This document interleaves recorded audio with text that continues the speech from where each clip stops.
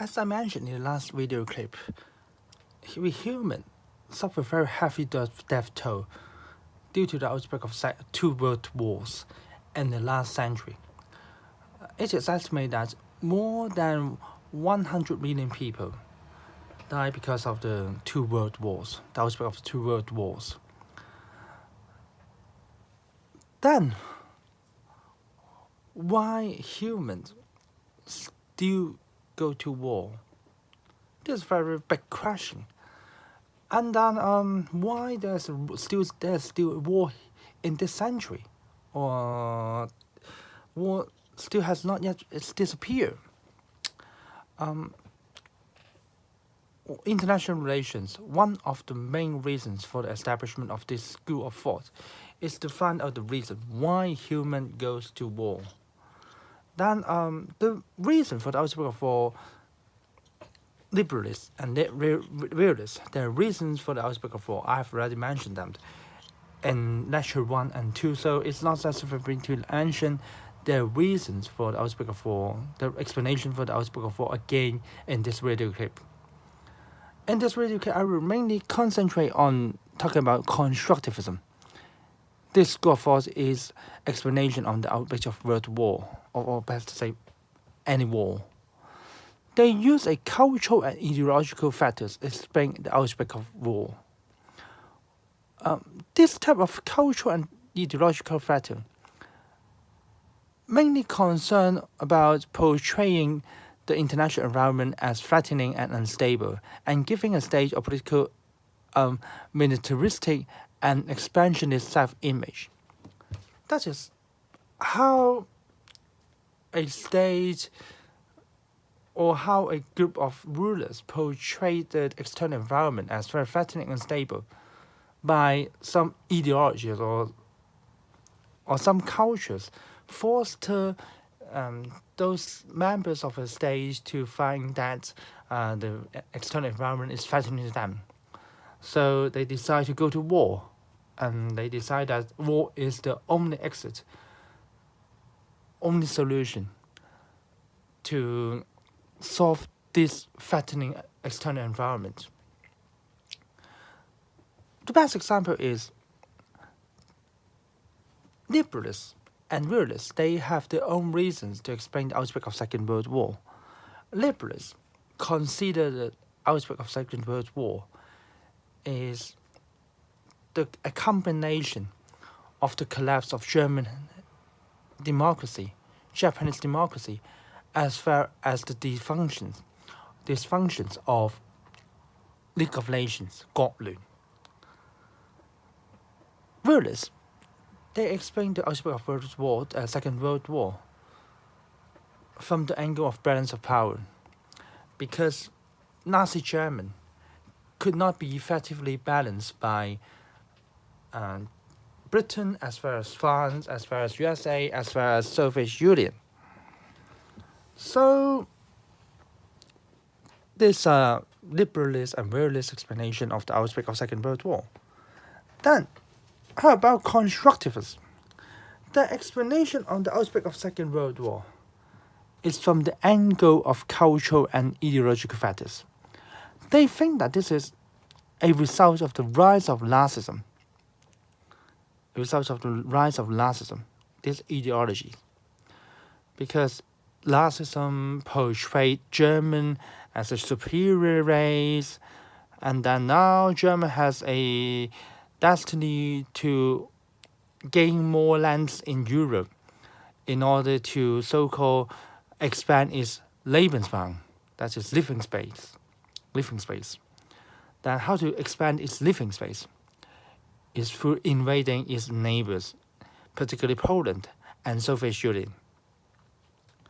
So, the rise of Nazism can explain the outbreak of Second World War. Then another cultural factor is jihadist theories, a Muslim theory. Jihad, according to Muslim, in Chinese, of course, the interpretation is the Chinese translation. Translation is 圣战.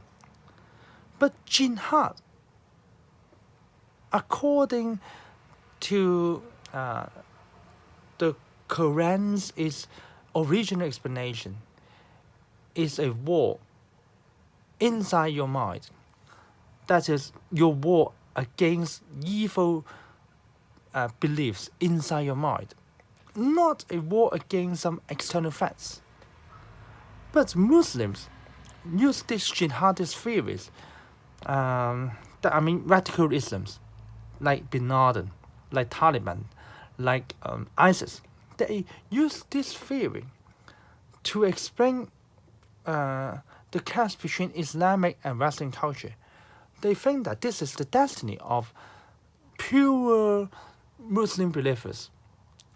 That this is their task, their destiny, to fight against evil Western cultures. If Muslims can successfully accomplish this task that is, they die for the sake of jihad, then they will get the trophies in heaven. That is 40 virgins. Every Muslim who fight in jihad and die for the jihad, then they can take the reward in heaven. That's a cultural explanation for the clash between Islamic and Western culture, and also jihadist theory. This cultural explanation is an explanation on the rise of Islamist extremists.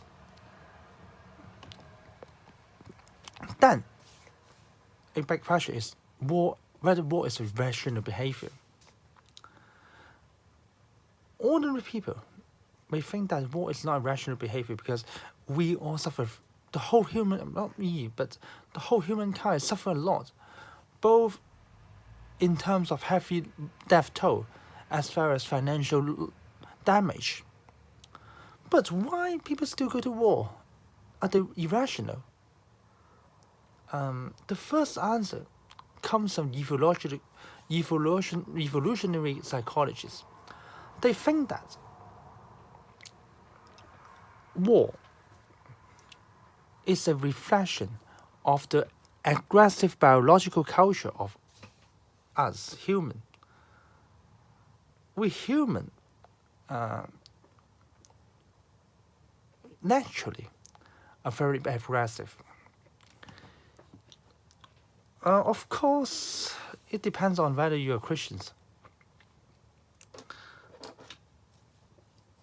This is a Christian story about Cain and Abel.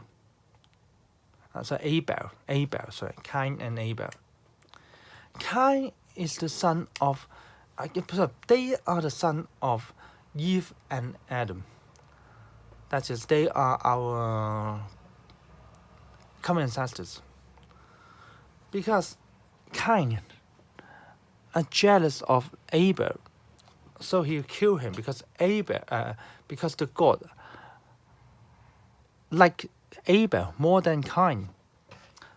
Then, of course, later the God discovered that Cain killed Abel, so Cain was punished to be expelled from his homeland. He has to be in exile for his whole life as a punishment for murdering Abel. This is the first case of murder in human history. And so you can say war is a result of a regressive nature of humankind, of all of us. Then other than some psychological reason, are there any other rational reasons to explain the outbreak of war?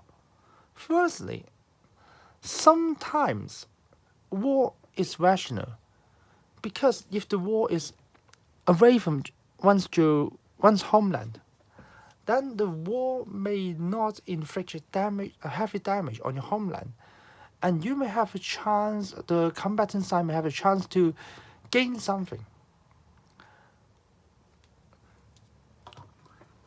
Or on the other hand, if the war is not a direct confrontation between two powers, then the powers may gain. They fight the war through the proxies. The best example is Korean War and Vietnam War. Korean War, the proxies are the Communist Soviet proxy, that is Asian, or the 代理人, was North Korea, and then the American capitalist camp agent proxy was South Vietnam, as a South Korea. Then North Vietnam, of course, was the agent of Soviet Union, and then South Vietnam was the agent of Communist camp US. And then both North Vietnam and North Korea, the Korean War, both sides came to a draw. But North Vietnam won the Vietnam War. So Soviet Union did not suffer a heavy death toll. Of course, Soviet Union sent some Air Force to help North Vietnam, and then some of those members of Air Force died. But the death toll of Soviet Union in the Vietnam War was less than 1,000 people. But Soviet Union can use this chance to expand the influence of the communist camp. That's why war by proxy and away from homeland may bring some spoils to the combatants. And also, there are some, in the past, historically speaking, winning a war, by winning a war, you can get a piece of land and you can get some compensation. Like Britain won the Opium War, so the Britain can get Hong Kong, and also compensation from the Qing dynasty. This is in the past. War really bring some tangible benefits, 有形嘅利益. But nowadays, even though internationally speaking, we do not accept war compensation, particularly giving a piece of land to the winners. No, we do not accept this kind of practice. But psychologically, someone can still win from the war, gain from the war. That is, the winner can get his higher social hierarchies and gain respect by protecting the communities and take revenge for harsh humiliation. Why there's so many civil war in different parts of the world? It's because those civil wars involve two afflicts, and these two afflicts usually have a has a lot of historical conflict. And then one group would like to take revenge for this kind of past humiliation. I give a good example, but this is not about revenge. Why China is still thinking about using military force to conquer Taiwan or to invade Taiwan? One of the main reasons is because for Chinese government, they consider Taiwan as a past humiliation. Separation of Taiwan from China is a humiliation. It's a historical humiliation. They consider Taiwan is a part of our motherland. So, in order to accomplish this historical task, then the Chinese government must strive for unifying Taiwan, even if necessary by military force.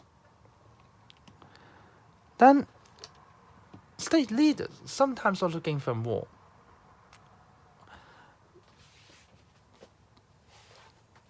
Because some leaders, their popularity can dramatically increase by winning a war. Or usually, leaders' popularity can dramatically increase by winning a war. So some leaders, in order to boost their own popularity, they decide to go to war. The best example is George W. Bush. George W. Bush, initially his popularity was very low. In fact, he won marginally in the 2000 U.S. presidential election. Then his also performance was mediocre. Then suddenly, his popularity increased exponentially due to the Library attack, and then he instantly take revenge against the Library attack by attacking Taliban in Afghanistan. Then his popularity gradually declined after attacking the Afghanistan, because as I mentioned earlier, he was a very mediocre president, and he could not think about some very good policies to govern USA to benefit U.S. economy. So his popularity gradually declined. Then, near the election, he think of the second method to boost his popularity. That is, by joining the Iraqi war, by waging the Iraqi war. Then his popularity increased again, because he led America to win the Iraqi war in a very short period of time. Then, of course, his popularity gradually declined. As I mentioned, he was a very mediocre, sometimes we can consider he was a very poor president. Then his popularity boosted again after Saddam Hussein, the former president of Iraq, was captured. Then after 2004 election, because he did not wage any war anymore, so American focused on his mediocre performance in presidency.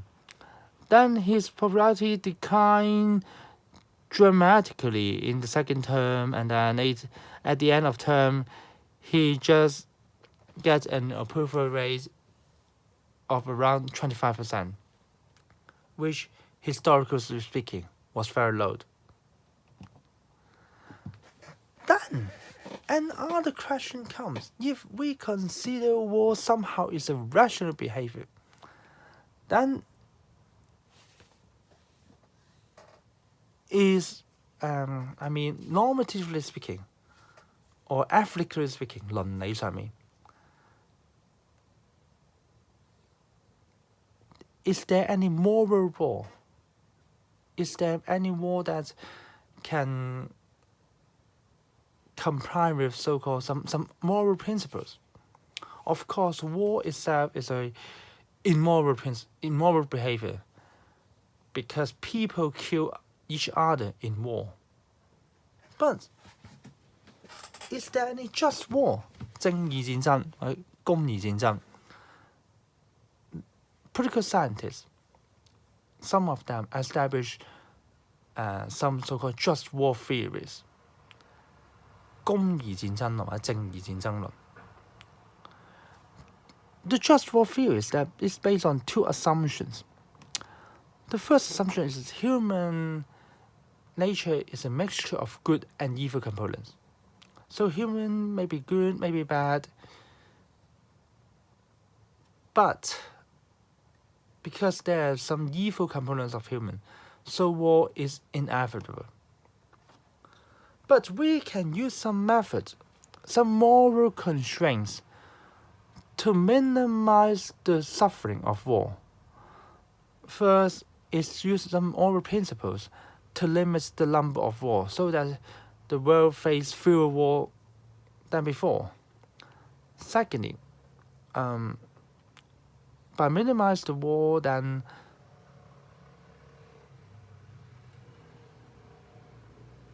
also the suffering from war can also be minimized. So those just war theories, that means those political scientists, or not political scientists, they're political theories, argue that the purpose of war must be to re-establish peace and justice.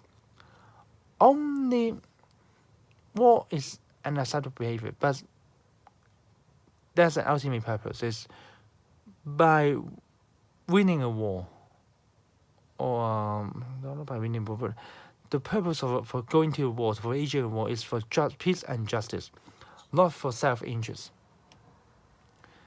Okay, there are two separate but related issues involved in the just war theories. The first one is the right to go to war, or in 19 we call it just ad bellum.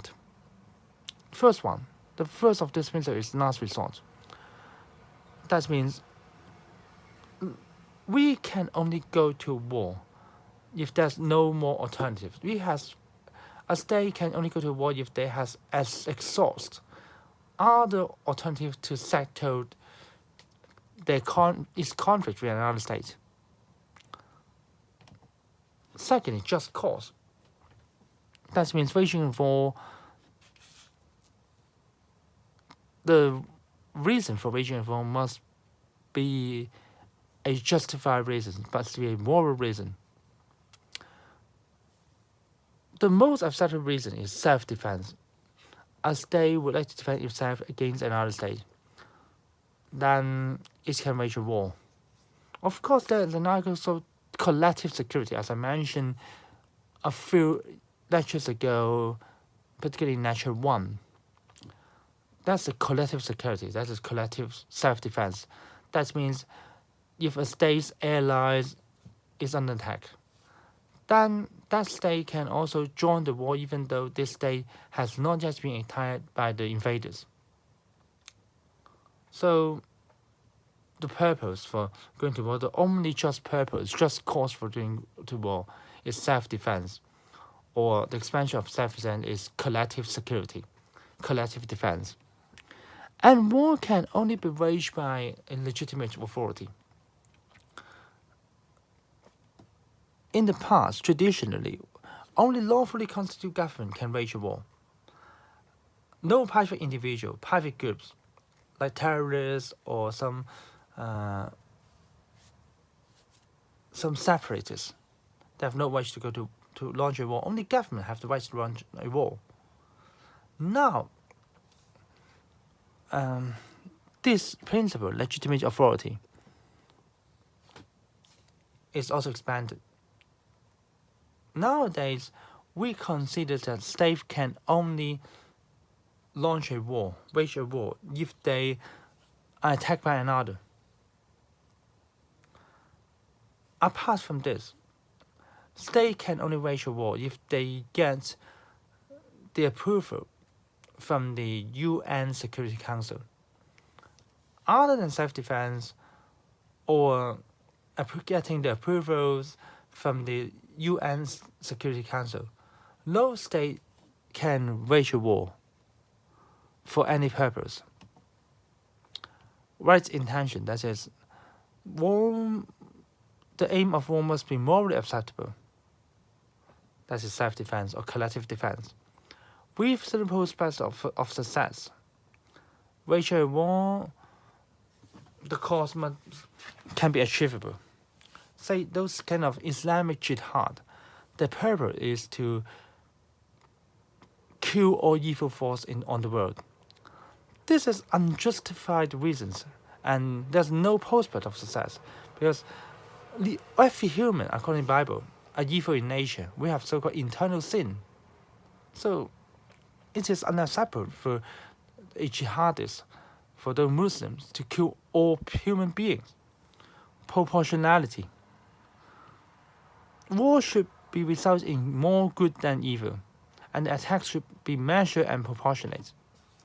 Say, if say like Iraq, so not Iraq, say Taliban, not Taliban, Al-Qaeda is better. Al-Qaeda attacked USA, attacked the World Trade Center.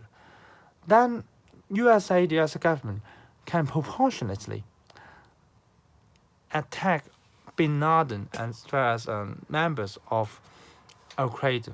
However, it is unjustified for U.S. to attack civilians of Afghanistan, and even it is unjustified for the U.S. to attack Saddam Hussein, who had no role in planning the 9/11 attack. This must be proportionate. The best example of proportionate you may have well experienced is the behavior of Hong Kong police. If there are some protesters illegally gather on the street, then the police can use legal force and proportionate measure to dispel the protesters. Throwing tear gas is okay. Shooting tear gas is okay.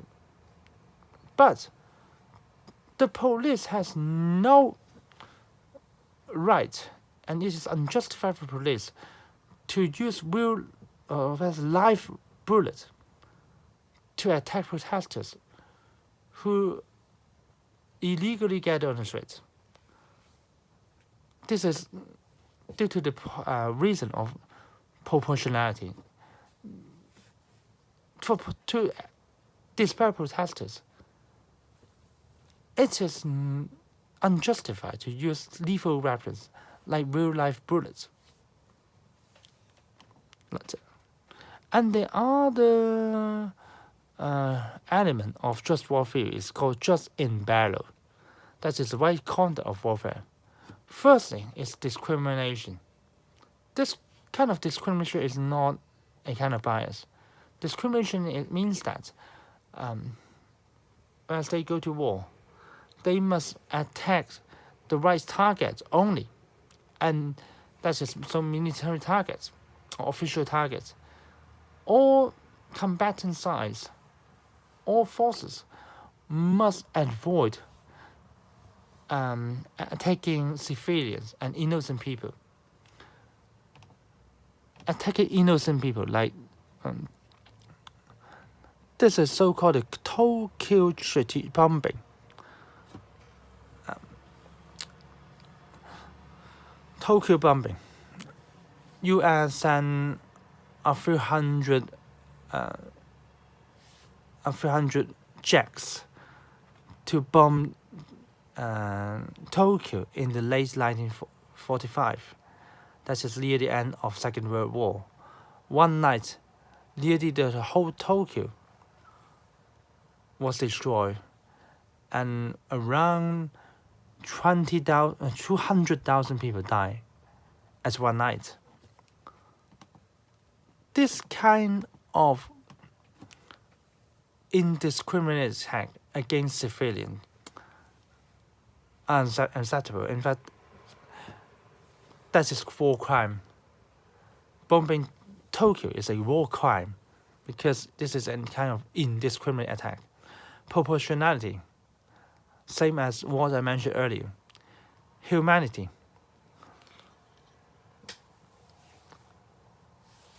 It's mainly concerned that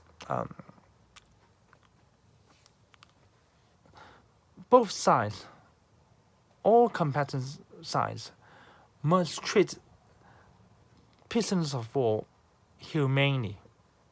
They cannot torture the prisoners of war, or even kill prisoners of war. They can't do so. But this kind of just war theory has some internal problem. Firstly, it is very difficult to apply this principle practically, because it is very hard for a state to practically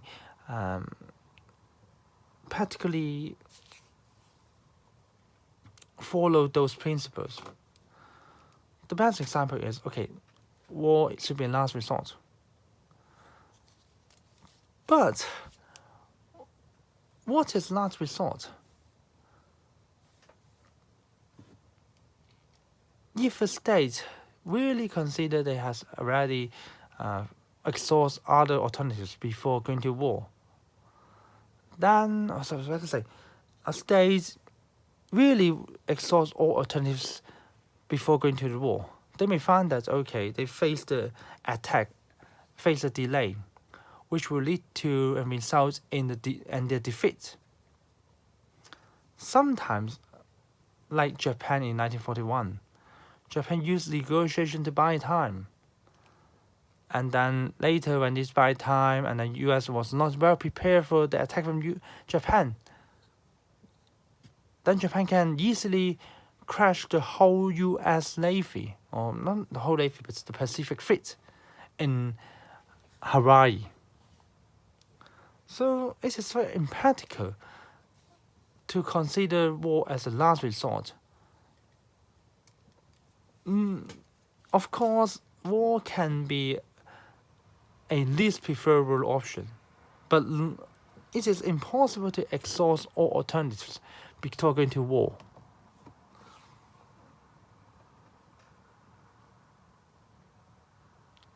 And also,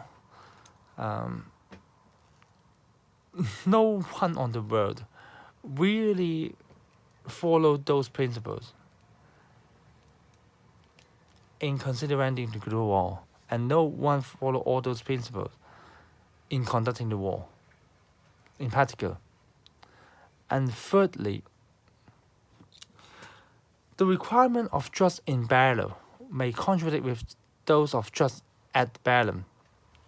The best example is U.S. dropped nuclear bomb on Japan. This is a kind of discriminate attack and kill a lot of civilians. Of course, it's not a justified conduct of war. But by dropping the nuclear bomb, the U.S. can save a lot of lives by ending the war earlier. Because if Japan did not face the bombardment of nuclear bomb, then Japan would fight with USA in its homeland. And then more than a million people, according to the estimation of U.S. armed force, would have died in the homeland battle of Japan. So, okay, thanks for attendance. And